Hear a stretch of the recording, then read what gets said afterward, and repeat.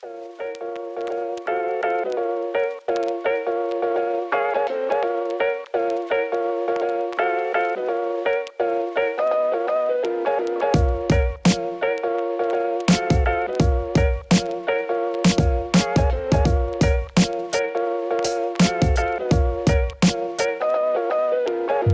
up guys, and welcome back to another video. On this one I'm going to be doing the repairs on the tub and getting it all in primer so I can finally get it painted. So I'm going to paint the tub maybe tomorrow night with the mirrors, handles, ball bar, etc. so I can finally get my Ranger all put back together again and enjoy it.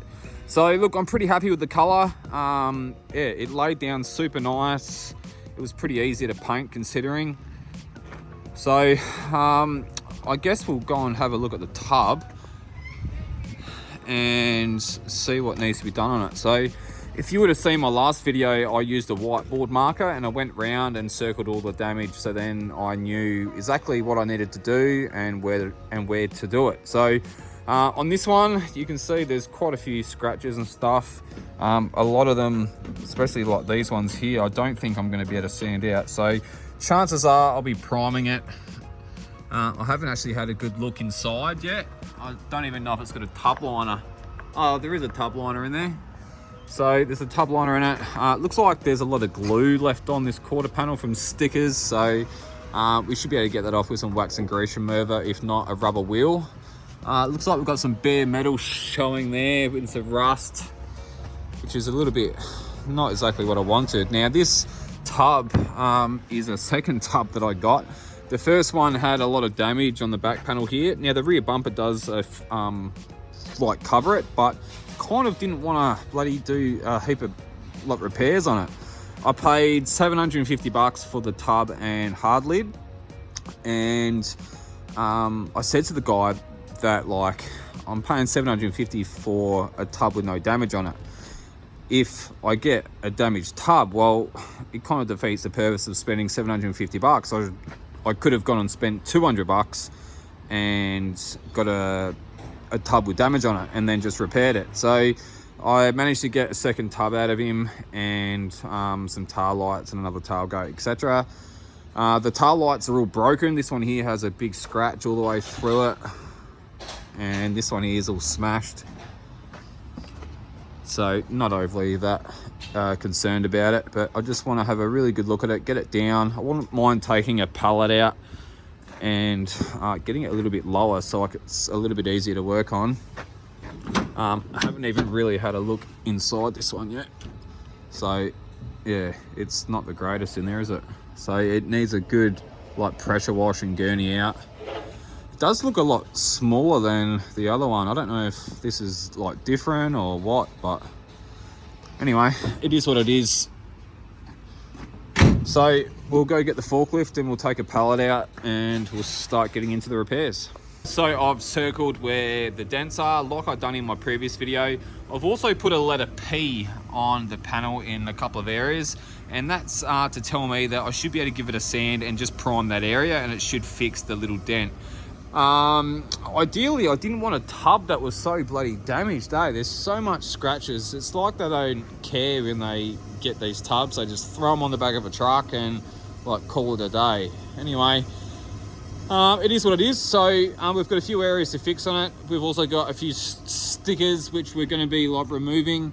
If you're curious to know how to remove stickers without burning the paint, well, stick around because I'll show you exactly how to do it. So it's quite easy. I've got a heap of sandpaper which I have been given to review. So there'll be links down in the description, and also I've got a discount code for you guys which is BogDust10, which will give you 10% off all the products until the end of the year. For any of the products that I show you in this video. So there'll be links in the description, guys. So if you're interested in seeing some good like quality sandpapers and blocks and stuff like that, then yeah, be sure to check it out because yeah, 10% off is better than a kick up. So anyway, guys, let's start grinding some paint off and start sanding. So here's one of the rubber wheels. So you can actually purchase these on the PTW website. There'll also be links in the description for this rubber wheel. You'll see how amazing it works. Now, there's a lot of different brands of rubber wheels out there, and they leave like a yellow residue and stain on your clear coat when you've been using it. Well, this actually doesn't. It's a really, really good rubber wheel. Make sure you check out the description, guys, and get yourself one of these rubber wheels. Let's get some stickers off, eh?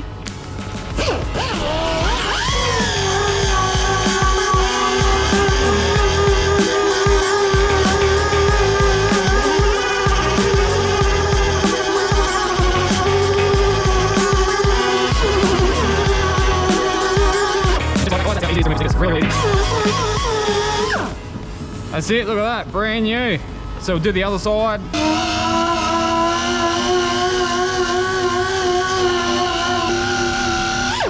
Soren, you want to be in another video, mate? Yes, mate, yes, yeah. Just checking how you're going and see if you're doing it properly, you know. Yeah, making sure I'm following all the protocols. Yes, yeah, I can see you got safety glasses on. That's right. Yeah, earmuffs. Earmuffs, that's right. Sorry, I can't hear you. Let me take the earmuffs off. Just getting that rubber wheel. You're getting the stickers off, mate. Showing them the PTW rubber wheel. How good it is. Excellent tool. It is, isn't it? I know. I was saying to the people that a lot of the other rubber wheels out there on the market, they leave like a yellow residue on the panel on your clear coat, and it's really hard to get it off. Yeah. Where this one here, you can see how well it gets them off. Yeah. So good job, mate. Keep at it. That's it. Yeah. Yeah. All good. And that's it, guys. There's the other one off. We do have some sticker marks here, so we might as well use the rubber wheel and get them off too.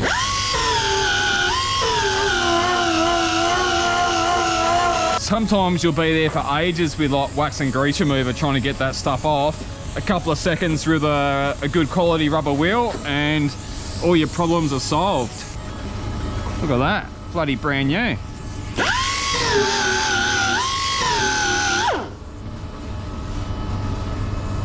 So we've got some double-sided tape here that they've just painted over, have they?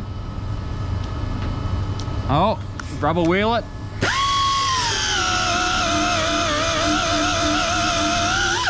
Look at that, even a big thick sticker like that and it comes straight off.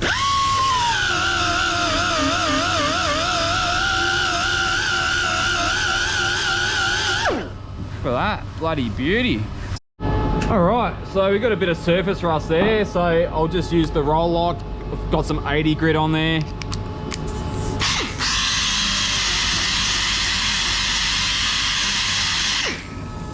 Oh, at least we've brought it back to nice steel, which is good.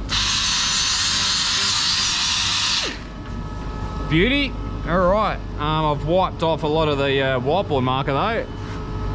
It should be right, so we'll give it a blow off so we can see what we're doing, and we'll start doing some of these dents. So here's some of the sandpaper which we're going to be using. Links for these will be all down in the description. So the brand name is Kovax. They're a really good high quality abrasive which just lasts for ages, especially the green ones, which are really like good. They've got a totally different abrasive pattern on it. Like if you can look at these two, like, yeah, massive difference. So one thing that I did find, now I was told that I could be 100% honest with these sandpaper discs and give a proper like review. Now I found that the 240 was really good. The 400 did die and go a little bit blunt rather quickly. I did go through quite a few of the 400s when I sanded down the body of the Ranger, but look, the 240 did last a long time, so it seems the coarser the paper, the better these ones are. These ones were just amazing. I sanded, I think so I used the 120 grit on all the repairs on the body. There was about 20 dents. I think I only used like 2 pieces of this like sandpaper with the 120. Yeah, just fantastic. So I've got these. We've also got some 180 in the same kind of pattern, so interested to see these. We're going to feather out some like repairs and stuff like that with this grit, and yeah, we've got some 240 to finish with, and obviously yeah, the 120s. So let's open them up and get sanding.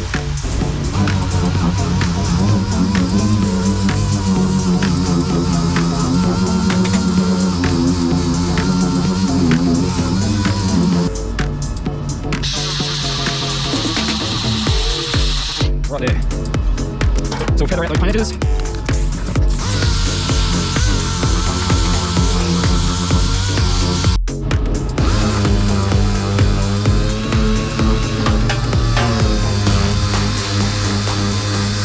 Alright, we'll get some 240 now and we'll go over that 180. I don't really like priming over 180.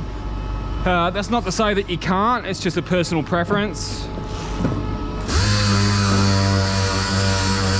Well, at this rate, guys, it's looking like we might as well just bloody prime the whole bloody thing, eh, really. Kind of didn't want to do that, because, yeah, anyway. I was just blowing it off and I noticed some stone chips up here, so we'll sand them out with some 240.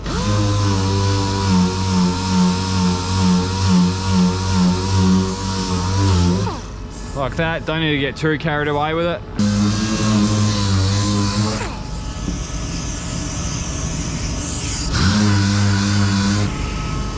I mean, 2 mines just to prime it, eh?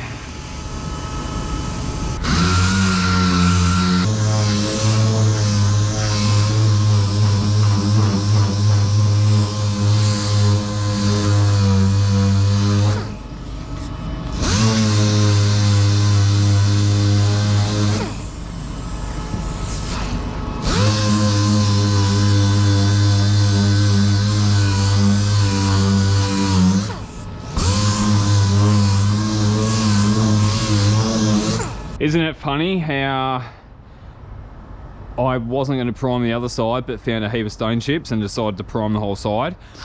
And then on this side, I thought, oh, I might as well just prime this side too, and found 1 stone chip, and that was just here. It's a bit annoying that way, but sometimes that's just the way it happens. So anyway, all that we really got to do is give it a red Scotch Brite around all the edges, mask it up and basically prime it. So this side was pretty straight, so I'll probably only put maybe 3 coats of primer on. We still got to put some filler on the other side. Apart from that, yeah, we're pretty much ready to start priming. So you'll see that I left the tail lights in and I sanded all over it. These are all broken and I've got another set of tail lights. So yeah, yeah. Is what it is. So red Scotch Brite around all the edges and give it a wax and grease remover, put it in the booth, mask it up and prime it.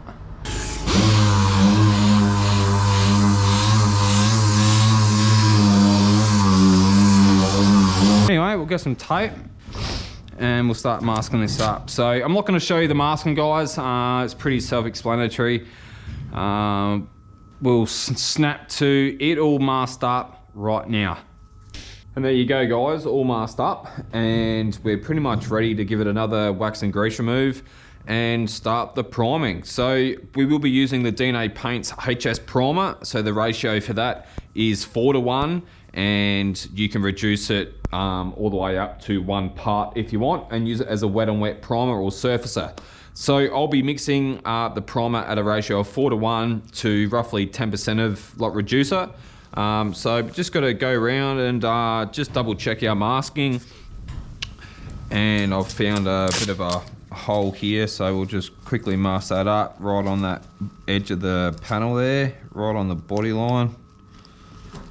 So that's it, guys, all masked up. Just to give you a quick little look, yeah, I've left the tail lights in. I will be taking them out to paint.